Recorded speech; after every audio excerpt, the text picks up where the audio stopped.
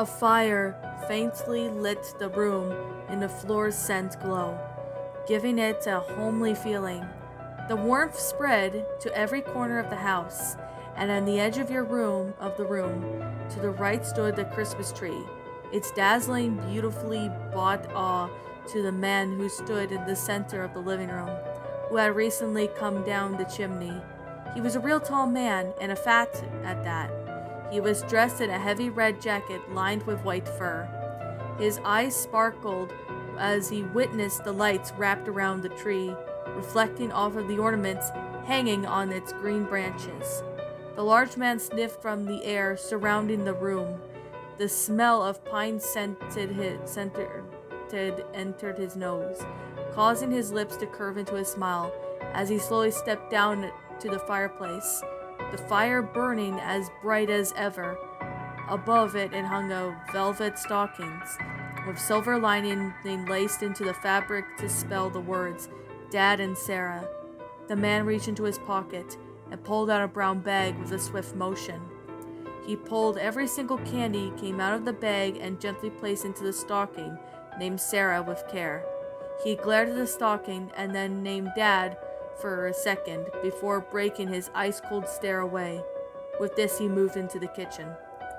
He entered the kitchen and trudged to the counter where there was a strange odor immediately struck the large man's nose.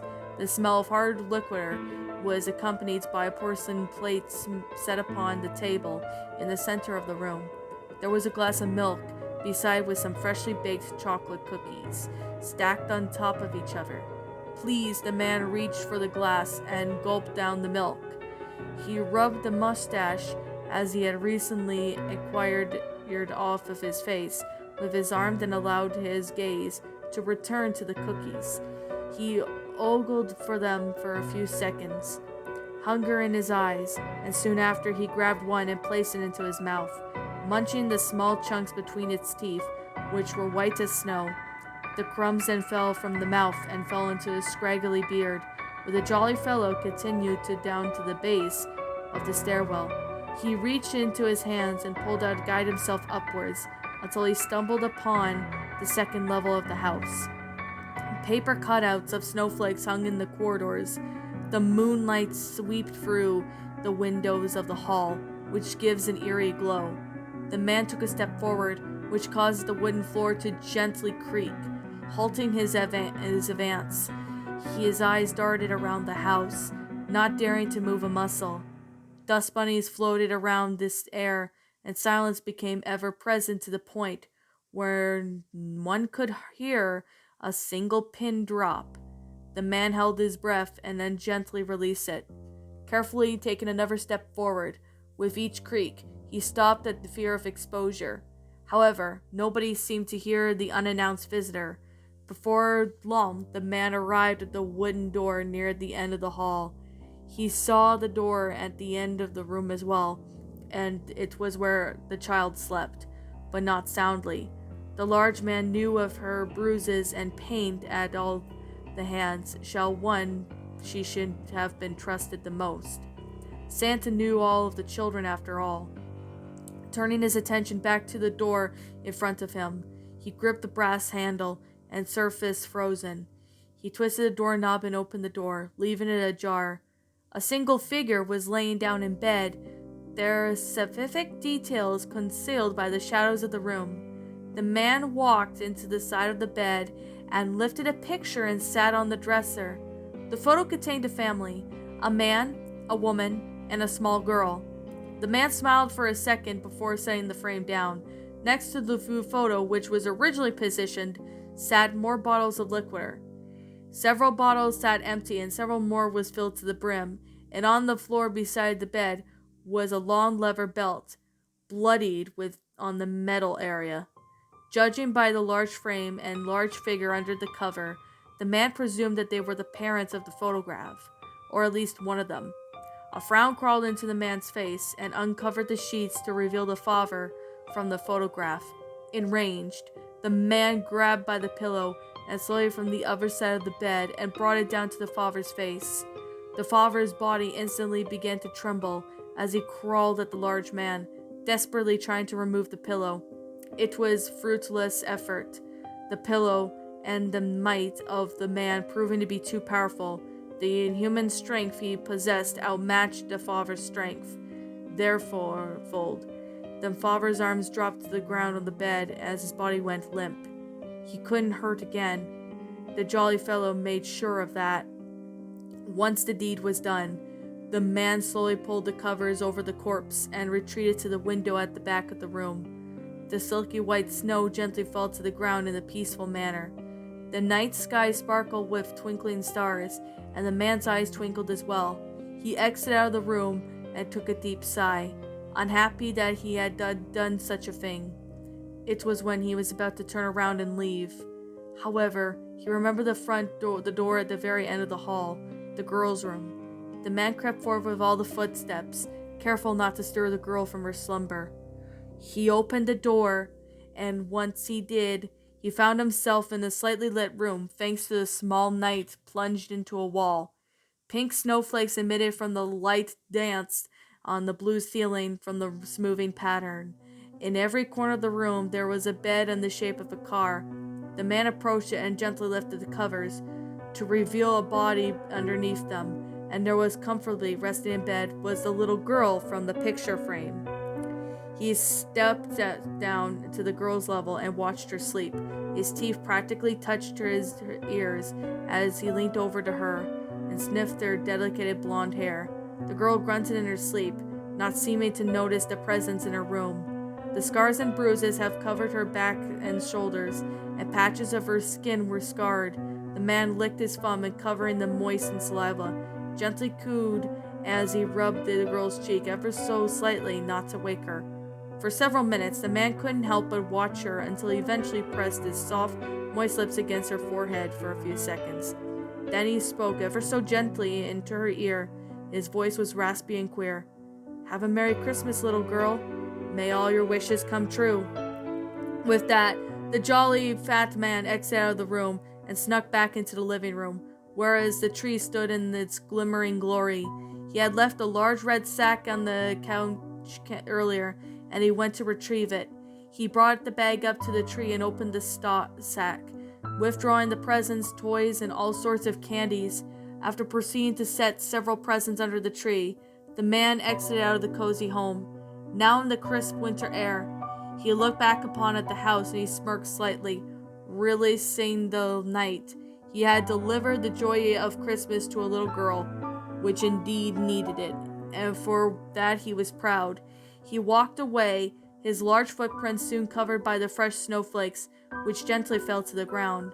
The sun began to rose over the horizon, its bright orange glow cleansing the land and of its darkness, and revealing the shimmering snow spread across the plains. A little girl woke from her slumber and hopped out of bed. She let out a quick yawn before hustling to her parents' bedroom. Her face was dull, and her energy lackluster. She reluctantly headed for her father's bedroom, and by his bed she hesitantly poked at his body. Her face in the blank canvas, he did not wake up. He hardly even showed any signs of motion at all. Again she tried to wake him up, but to no avail. She frowned a bit at this, but not for long. She wanted to go open what was the presents that she got was from Santa, so she knew that he wouldn't want her to open the presents without him there to see her. But she also didn't feel like waiting for him to get up, and dragged himself to the tree with her there. Hanging her head in low, she knew she had to make the choice to make, lest she is punished. She dragged herself from the room, completely overcome with her bedroom and boredom. Wandering back to her room, she sat down on the edge of the bed, and her eyes wandered to the floor of the room, whereas there was a big, soft beige carpet had an imprint of a foot, a large one at that. To the North Pole. Dear Santa, I hope you and the reindeer are doing okay.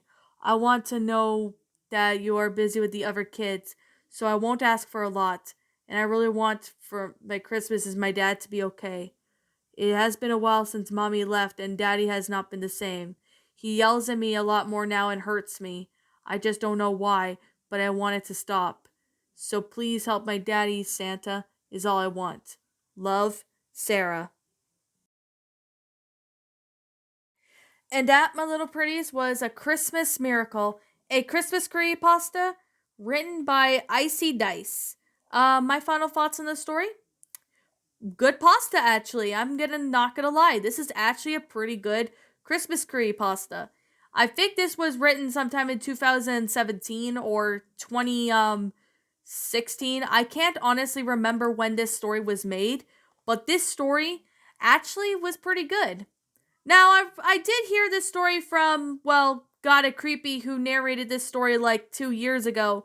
So I thought, you know what, I'll give it a shot at narrating this. So, yeah, I know Mountain Eyes Narrations actually narrated this story, last year, I believe.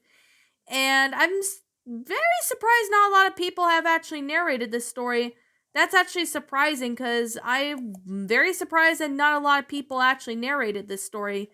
I honestly don't know why, but for whatever reason, I didn't know anyone else who narrated this. So, with that said, I decided to go ahead and, narrate this story. And to be honest, I'm gonna sit here and say it's a pretty good story. I mean, like, it's a really great holiday creepypasta. Like, for one, it seems to be a pretty good idea.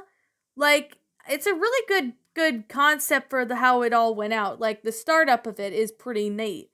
I mean, the plot is original and interesting. I really have to say I like this plot. It's very original and interesting. It also has the right amount of creepiness and the attention as the details are nice in the story. But this one I would have to say was it is pretty out of the character for Santa to sit there and kill the girl's father who mistreated her ever since her mother died. I mean, I feel very sorry for Sarah in the story to be going through all the mistreatment that her father did to her, which is very unfortunate. I'm not gonna lie, because I've actually seen this, I've actually seen a few narrations of this story. There's not really many, so that's kind of why I decided to go ahead and, narrate this story. I mean, there's that. It's a pretty good one for what it is. I mean, some sentences feel a little bit, I guess it kind of didn't really make a whole lot of sense, but maybe that might be just me, though. I mean, it was pretty good for what it is. Like, it's a really good pasta for what it is. Like, I mean, the grammar was really well done, as well as the sentence structuring, the storyline of how the story went out. It's pretty well made. I mean, I can't honestly see Santa sit there and, go on a spree. Well, not really on a spree, but kind of sitting there, killing the girl's father. I mean, it's kind of messed up, to be honest, but at the same time, though, I really just don't. Well, I just.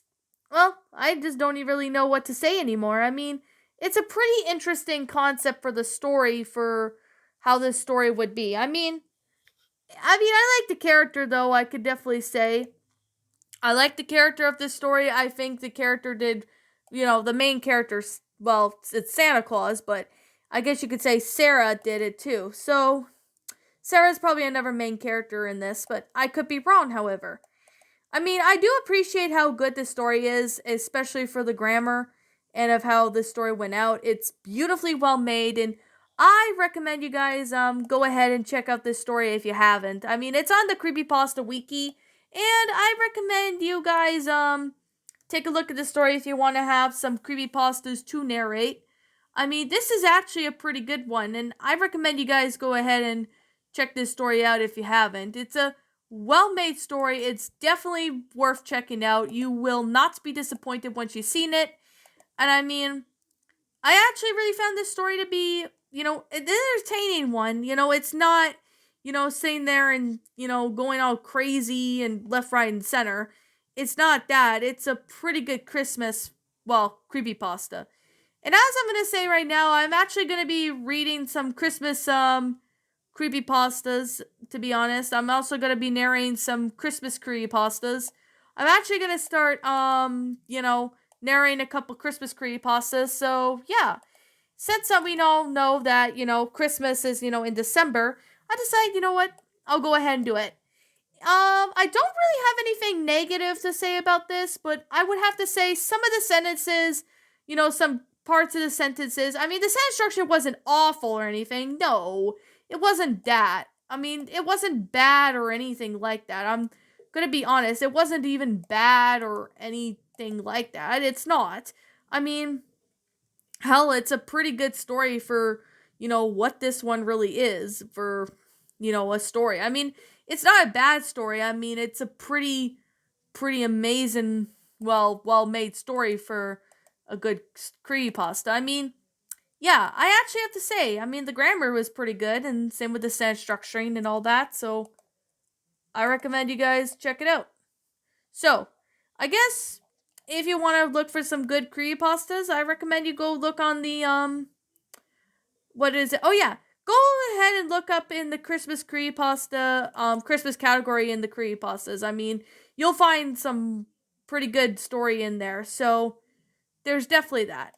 Also, I want to sit here and say, well, like I'm gonna say right now, this is just simply my own personal opinion, and if you happen to disagree with me, that's okay too. We're all entitled to our own opinions regards to these creepypastas, and this is just simply my own personal thoughts. My final rating of this story would have to be I'm gonna give this one a 10 out of 10. It's a great creepypasta. It was very well made in detail. It was a fun story to narrate. I recommend you guys go check this one out. You will not be disappointed once you do. So, anyways, what did you guys think about this creepypasta? Did you enjoy it? Did you not? Also, what you have done personally to help make this story a lot better? Feel free to leave me know what your thoughts are down in the comments below. I'm the Queen of Lions. Thank you so much for watching today's episode. And if you're new to this channel, be sure to like, comment, and subscribe because I make brand new videos every single day. Don't forget to ring the notification bell to when I upload, so that way you guys will not miss an upload. And as always, please roll the outro because I'm out.